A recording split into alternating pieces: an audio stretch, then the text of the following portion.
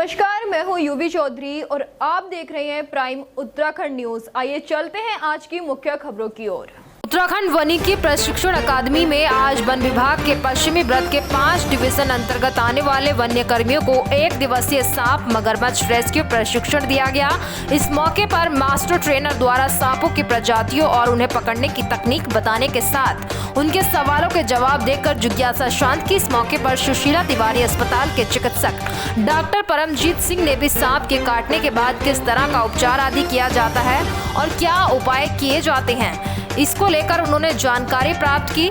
मौके पर उपस्थित तराई पूर्वी वन प्रभाग के डीएफओ संदीप कुमार ने बताया कि विभाग के इन कर्मियों द्वारा पिछले साल 2000 से ज्यादा सांप और 50 से ज्यादा मगरमच्छ रेस्क्यू किए गए हैं। वहीं वन कर्मियों को आधुनिक संयंत्रों की जानकारी के साथ उन्हें और हाईटेक बनाने के प्रयास किए जा रहे हैं ताकि प्रोफेशनल तरीके से वन्य जीवों को रेस्क्यू किया जा सके।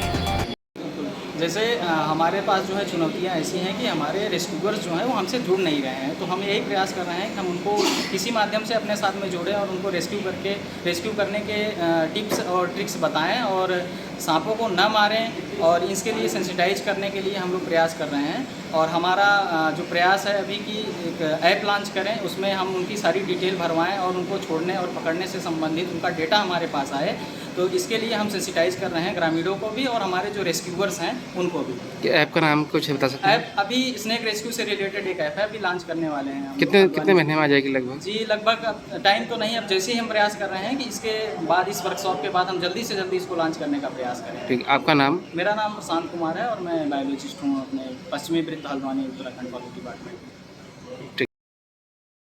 जब किसी मरीज को सांप काटता है तो तुरंत भयभीत ना हो, ना ही कुछ ऐसा करें कि उसको बहुत टाइट बांधें, क्योंकि अब पहले क्या करते थे लोग, उसको एक चीरा लगाते थे, उस पर ब्लेड से काट देते थे। ऐसा करना उचित नहीं है और आजकल मना किया जाता है चीरा लगाना, क्योंकि सांप का जो वेनम है वो और फैल सकता है चीरा लगाने से।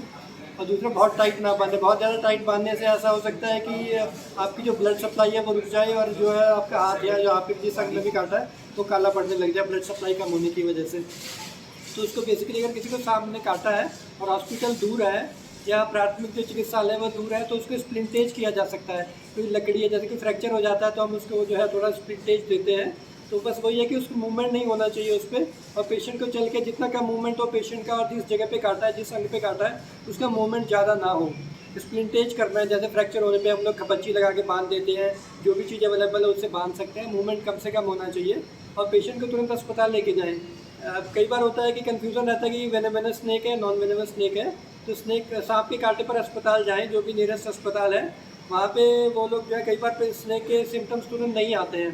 कई बार हो सकता है कि पेशेंट को जो इसके जो लक्षण है तुरंत ना आए, कुछ टाइम बाद लक्षण आते हैं, तो तुरंत ले जाना इम्पॉर्टेंट होता है। और अस्पताल में पेशेंट को ऑब्जर्वेशन में रखा जाता है कि सिम्टम्स आने पर तुरंत उसको उपचार दिया जा सके। सुशीला तिवारी अस्पताल में इसके लिए एंटी स्नेक वेनम पर्याप्त मात्रा में उपलब्ध है।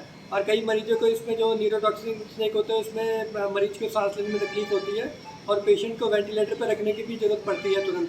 तो वेंटिलेटर युक्त आईसीयू अवेलेबल है, आईसीयू बेड्स अवेलेबल हैं और एंटी स्नेक वेनम अवेलेबल है। और ब्लड बैंक में ब्लड कंपोनेंट्स अवेलेबल है। जैसे कई बार ब्लीडिंग ज़्यादा होने लगती है, पेशेंट का थक्का नहीं जमता है, ब्लीडिंग होने लगती है, तो उसके लिए plasma, fresh frozen plasma available होता है। तो अस्पताल में जाना बहुत इंपॉर्टेंट है। ये जो वेस्टर्न सर्किल है, जो तराई एरिया है, यहाँ पे मानसून से पहले जो आज की जो हमारी कार्यशाला है, जो स्नेक रेस्क्यू पे और मगरमच्छ जो पाए जाते हैं यहाँ पे उनके रेस्क्यू से संबंधित है। और इसमें अभी क्योंकि मानसून में स्नेक जो है उसके जो बाइटिंग के केसेस वो ज़्यादा दिखते हैं और मगरमच्छ भी अपने क्षेत्र से जो है बाहर आबादी वाले क्षेत्र में आ जाते हैं। तो उसको कैसे रेस्क्यू किया जाए और कैसे प्रोफेशनली उसको रेस्क्यू किया जाए, जहाँ पे हमारा जो रेस्क्यूअर है अपनी जान भी बचा पाए, सांप की जान भी बचाए और जो लोग जिनको खतरा है उनकी जान भी बचाए। तो उसको कैसे हम जो है प्रोफेशनली रेस्क्यू करें, उस संबंध में एक हमने वर्कशॉप आज जो है रखी हुई है। जहाँ तक इस पूरे टोटल क्षेत्र की बात है तो लास्ट ईयर 2000 से भी ज़्यादा सांप जो है हमने रेस्क्यू किए हैं, जिसमें ये पूरा टोटल तराई क्षेत्र है वेस्टर्न सर्किल का, और लगभग 50 से ज़्यादा मगरमच्छ हमने रेस्क्यू किए हैं। तो पिछले कुछ वर्षों में देखा गया है कि इस एरिया में स्नेक रेस्क्यू और क्रोकोडाइल जो कॉन्फ्लिक्ट है, स्नेक कॉन्फ्लिक्ट और क्रोकोडाइल कॉन्फ्लिक्ट जो है, ये एक नई चैलेंज के रूप में जो उभर कर आ रहा है और इससे काफ़ी डेथ्स भी हो रही हैं।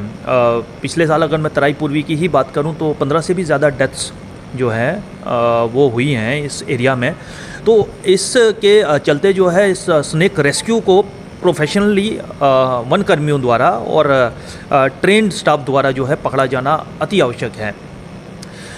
अभी हमने जो है इसको और ज़्यादा प्रोफेशनल वे में जो है हैंडल करने के लिए हमने ये वर्कशॉप जो है वो रखी हुई है और इसमें कौन से इक्विपमेंट्स हैं जिसका जो है यूज़ किया जाए, हमारी जो स्पेशलाइज्ड किट्स हैं उनके बारे में हर एक वेस्टर्न सर्किल के जो हमारी डिवीजन्स हैं, जो हमारी 5 डिवीजन्स हैं, उनके रेस्क्यूअर्स को बुला रखा है और उनको ये किट कैसे हैंडल करना है, स्नेक को पकड़ने के लिए कौन कौन से हमारे जो औजार हैं, जो इक्विपमेंट्स हैं, उनको हैंडल कैसे किया जाता है, किस तरह से स्नेक पकड़ना है, किस में रखना है और कितने जल्दी उसको छोड़ना है, इससे संबंधित जो है हम एक प्रोफेशनल ट्रेनिंग यहाँ पे जो है वो दे रहे हैं। स्नेक रेस्क्यू ये ऑलरेडी कर रहे हैं, लेकिन उस ट्रेनिंग उस रेस्क्यू ऑपरेशन को कैसे और ज़्यादा प्रोफेशनलाइज करना है, कैसे टेक्निकली अच्छा करना है, उसके संबंध में ये जो है आज वर्कशॉप है वो रखी है। इसमें एक और चीज़ जो है जिसका हम ख्याल रखेंगे और ये जो हमारा एक असेसमेंट होगा इसमें कि हमारे फील्ड स्तर के जो रेस्क्यूअर हैं वो जो अभी जिन मुश्किलों से जूझ रहे हैं, जिन समस्याओं से जूझ रहे हैं फील्ड स्तर पर, उसके बारे में भी मंथन किया जाएगा।